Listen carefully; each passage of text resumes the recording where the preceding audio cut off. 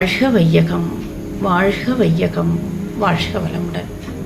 எல்லாம் வல்ல இறையாற்றலையும் நம்முடைய குருபிரான் வேதாத்ரி மகர்ஷி அவர்களுடைய பொற்பாதங்களையும் வணங்கிக் கொண்டு நாள்கொரு சிந்தனை என்ற தலைப்பிலே டிசம்பர் 14 தெய்வம் படும் பாடு என்ற தலைப்பிலே அருட்தந்தையினுடைய கருத்தை சிந்தனை செய்யலாம்.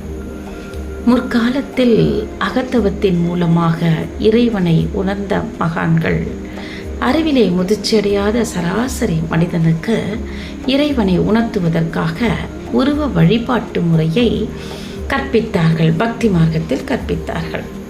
இதை பின்பற்றிய மனிதன் காலப்போக்கில் மனிதன் எவ்வாறெல்லாம் ஆசைப்படுகிறானோ, மனிதன் எவ்வாறெல்லாம் வாழ்க்கை நடத்துகிறானோ, அதே போல தெய்வத்திற்கும் அலங்காரம் செய்வது, தெய்வத்திற்கும் தங்கம் வைரம் பொன் நகைகளை போட்டுவது, இப்படியாக அதை அலங்காரம் செய்து மகிழ்ச்சி அடைந்தான். அது மட்டும் அல்லாமல் எப்படி மனிதன் வாழ்க்கையிலே துன்பப்படுகிறானோ அதே போல தெய்வத்திற்கும் திருமணம் செய்து வைத்து தெய்வத்திற்கும் குழந்தைகளை கற்பித்து மனிதன் எவ்வாறெல்லாம் துன்பப்படுகிறானோ அவ்வாறெல்லாம் தெய்வமும் துன்பப்படுவதாக கற்பனை கதைகளை புனைந்தான்.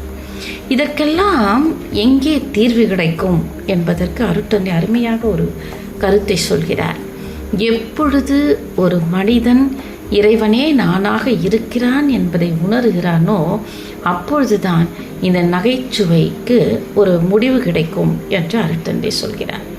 கண்காது மூக்கு வைத்து கதைகள் சொல்லி கருத்துக்கு கடவுள் தன்மை சிறுமையாக்கி புண்பட்ட நெஞ்சங்கள் மேலும் புண்ணாய் போகும் வழியறியாது தவித்து கண்கலங்கி நிற்போர்க்கும் கடவுள் தன்மை கர்மத்தின் விளைவாக எழுந்தியங்கும் உண்மையினை உணர்த்துவதே இக்காலத்திற்கு ஏற்ற ஒத்த உயிர் தொண்டாகும் செய்வோம் என்கிறார் மகரிஷி.